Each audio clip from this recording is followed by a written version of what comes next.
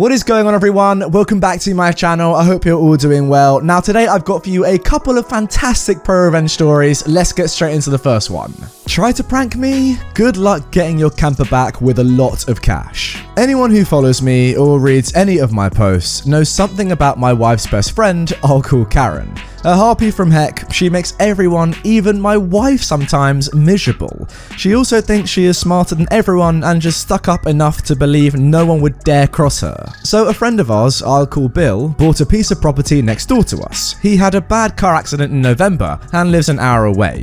He made me a legal agent of the property, which means I have almost as much power as he does. Think property manager. Now it has a small house on it that is unoccupied, but I keep an eye on things. He bought the property only because next to the house is a big asphalt parking lot. It used to be a lot for a small used car company. His reasoning was that during the bad winter months, he could park equipment and trucks from his other companies there. So, he also had me put up a huge "no parking, violators will be towed at owner's expense" sign all around it. Moving on. So Sunday, I'm elbow deep into a RC submersible when my wife bursts into my study, yells at me to listen to something. I take the phone and who is doing a live video? Karen. Karen was talking about how she was going away for a few days. Now this was Sunday morning because she was so stressed out from always giving people advice and helping them through their problems, etc. And then she mentioned again why my wife told me. She talks about how she parked her 46 feet, fifth wheel, $35,000 camper next door to me, and seeing Bill was unreachable this week, I would have to look at it for the next 3 days as a reminder that she is not only smarter but 10 moves ahead of me, and I'm an idiot because I wouldn't loan her a truck and it cost her more money to rent one. It turns out she told her husband, who was gone during the week for work, that she had Bill's permission to put it there, so early Sunday morning he towed it over there. I was fuming. She has a tendency to lie, so I went outside, but there it was. Parked right there in the middle of the lot was her camper. I actually smiled because I had a perfect plan. As being a manager of the property, I also had a right to have any vehicle towed off there, including that one. I had two options. Cool Garage A, owned by a nice guy who doesn't charge the state maximum for the tow and storage fees. Explain what happened and he might cut you a break. Then there is Garage B. Now this guy doesn't care if he has to tow your car 15 feet. He is charging you the maximum and always charges the maximum storage fees. So you're dang right, I went with Garage B. I called the guy, gave him my name, told him I managed the property and bring a fifth wheel. He had it gone in less than half an hour. Okay, so she's gonna have to be paying a lot of money here. Now this is the best part yet, my friends. I didn't tell her it was towed until yesterday morning. Yes, I waited from Sunday afternoon till Tuesday morning. Yesterday morning, she was on Facebook live streaming again from her car, talking about how she was going to go visit her camper for another laugh. Then I got on live. My wife sent her a message to get on my live stream like now and post a link to my page. When she was viewing it, I said this: "Hey Karen, hope you had a wonderful time. I have to tell you something. I had your camper towed. With me being the property's manager and Bill being unavailable, I had to have it towed. We can't let people think they can just park on there illegally. XYZ Tow has the camper. I was gonna call you Sunday, but you seemed so stressed out that I thought you deserved the break.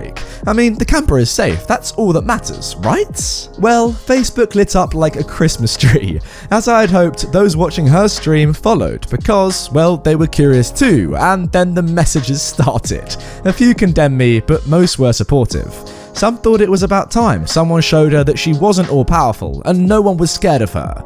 Then it went quiet. Now a normal person might just be annoyed, but understandable. But she went the wounded Karen route. That afternoon she got back on again. She was crying, fake crying, about how it was going to cost her over $2,000 in fees because her husband wouldn't be back till Friday to tow it back, and could someone please do it for her. Now here's the bonus I was hoping would happen. She said that if she started a GoFundMe page, would people donate to help her pay the fees? The answers to that were between no and and F no. But hey, she didn't threaten to sue me at least, right? Now, as of OP writing this story, he says the camper is still there. No one volunteered to get it. A few said they would for gas money, but she tried to play it off as it would be helping her, and she owed so much in fees, and that she would owe them a favor no one could collect on because she has nothing to bargain with. Oh, that is actually insane revenge. So she was live streaming on Facebook. Let me just get this clear. She was live streaming on Facebook, and then you decided, or your wife decided to tell you to also live stream on Facebook and tell the Karen through the live stream that, you know, actually, nah, your car's been towed. You need to go and pay the money to get it back. And she still hasn't even got it back yet. I mean, come on. That is ridiculous. What a thing to do. I don't really understand why anyone would live stream on Facebook anyway, especially like elder people or older people. But yeah, not for me to complain about that. It's a pretty weird thing that people do, I guess. The question that I've got though is like, why is your wife, OP's wife, friends with this woman when she's clearly just like very, very weird and very, very toxic? I mean, I don't know what she was doing leaving a camper van there in a private property, but I just don't understand why you'd want to be friends with her. Very, very strange. I wonder if they are still friends to this day. I doubt it, but you never know. Now moving on to our next story. Blackmail me into not reporting an incident to the police after rejecting you, prepare to lose your job. When I was 19, I worked in a one-man store in my local area. Sure, there were a lot of entitled people that came in, but there was also absolutely lovely regulars that I bonded with. Unfortunately, what happened didn't involve one of the nice regulars, but a creepy older man. The man was probably in his 40s, dirty, and just an outright creep. The shop didn't have any panic buttons, so when he came in, I was on my own. He was a pervert who would just come in to harass me. He would lean over the counter to stroke my arms, make disgusting derogatory comments towards me, and try to fill me up anytime I left the counter. I hated working there because of this guy. I reported him to the manager multiple times, but nothing was ever done. I even showed him the CCTV, but again, nothing would happen. That is absolutely horrible. Yeah, what a horrible environment to work in. Now, one day, the man came in saying to me extremely sexual things, and he tried to grab my breasts. I just snapped. I shoved him away from me, telling him to get out of the store, and that if he didn't stop, I would report him to the police. But the guy just laughed at me and said there was nothing I could do until I pointed at the cameras. This enraged the guy, and he told me how he knew I lived in the area, so if he finds me, I would end up in a hospital because of the things he would do. He left, but I was absolutely terrified. I knew this guy was ex-military and he could easily overpower me. After this, he came in the store displaying what looked like weapons and followed me when I visited local stores. What the heck? On a shift swap, I nervously came into my work as the manager was cashing his till. He saw me and asked what was wrong, and I told him what was happening. I said how I need to report this guy to the police, but needed evidence, so I mentioned the CCTV. My manager responded, "I'm so sorry, but I'm afraid you can't do that. If you do, then they will do a background check on you, and I will have to tell them everything I know about you." This terrified me even more. The manager was a friend of mine and the reason I got that job to begin with. He knew that I had home problems, so he was basically telling me that he would tell the police about it and rip my family apart. He added, "See, I value you as a friend, but after seeing your true colours when you refuse to go out with me, kinda tells me to be honest to the police. Do you really want to involve them?" It became evident that the reason he never handled my complaints before is because I rejected him. He asked me out a few times, which I rejected, but I didn't think much of it. Sadly, this got to me, and I never reported what happened. As scared as I was, I didn't want my family to be destroyed, and I wasn't going to go out with him just to get the evidence I needed. Instead, I started to plot my revenge against the manager. What a horrible manager he is. The area manager and my manager were good friends. He let me off with everything during inspections, but rumour had it that the area manager was moving to a different location. Now this meant that a new one would come in and do an inspection. Knowing this, I patiently waited to see if this was true. One day, I went in and saw a man I had never seen before. It was the new area manager, and he was in doing an inspection while the manager wasn't there. It turned out he met the manager before and did not like him one bit, so he was trying to find something to fire him. He told me that he wanted to monitor the things I would do day to day in the shop, and so I did. Badly. I made sure to F up every chance I got, not scanning items, not checking everyone's IDs, stocking things wrong, etc. The area manager was horrified and asked me if I was ever trained. I told him the truth, I wasn't, but he brought up my file saying I signed to say I did receive training.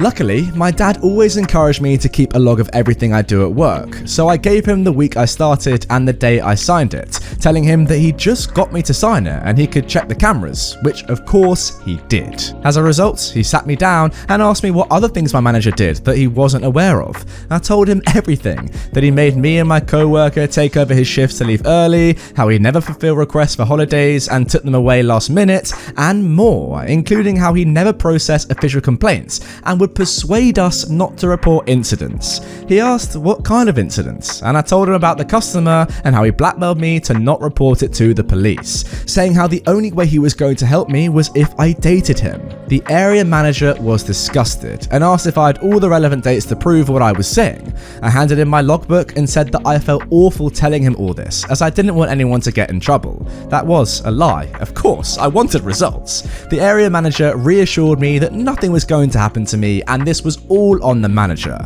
I didn't hear much of it until eventually my manager never came into work and a new guy was there. Wonder what happened there then. I asked where the manager was and was told he got fired. It turns out he had a hearing that he thought was just about how he managed the store, but it was actually a lot more serious than that. He wasn't just pulled up on what happened with me, but it was revealed he was falsifying paperwork and falsifying his hours. He was stealing money from the store. So he was subsequently fired for falsifying documents, mistreating staff, abusing his power, and stealing. The latter he was getting taken to court for. The area manager used everything I said against him. Now, I quit a little after this, but I have a great relationship with the new manager. He is a kind, professional man. I also moved and never saw the customer again. I checked social media and my old manager had blocked me on everything. I haven't heard from him personally since, but heard that he claims I'm lying and that I was a spiteful female dog. At least he wasn't entirely wrong. I am a spiteful female dog.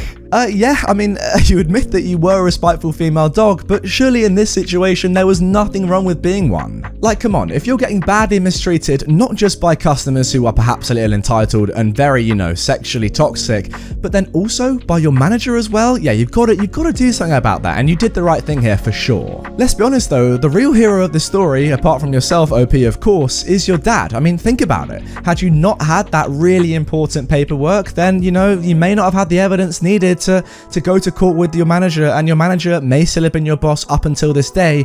So fair play to your dad for telling you, you need to keep a record of the things that happen in your job. Anyway guys, that is going to do it for this episode of r/ProRevenge. A lot of you have been asking me to bring back this subreddit, and I hope you're happy. I've got some more on screen right now over here if you want to go and watch this video. It's some more ProRevenge stories, and if not, well, at least make sure you are subscribed to my channel so you never miss out on a daily upload right here, same place, same time, every single day, and I will see you tomorrow with a brand new one.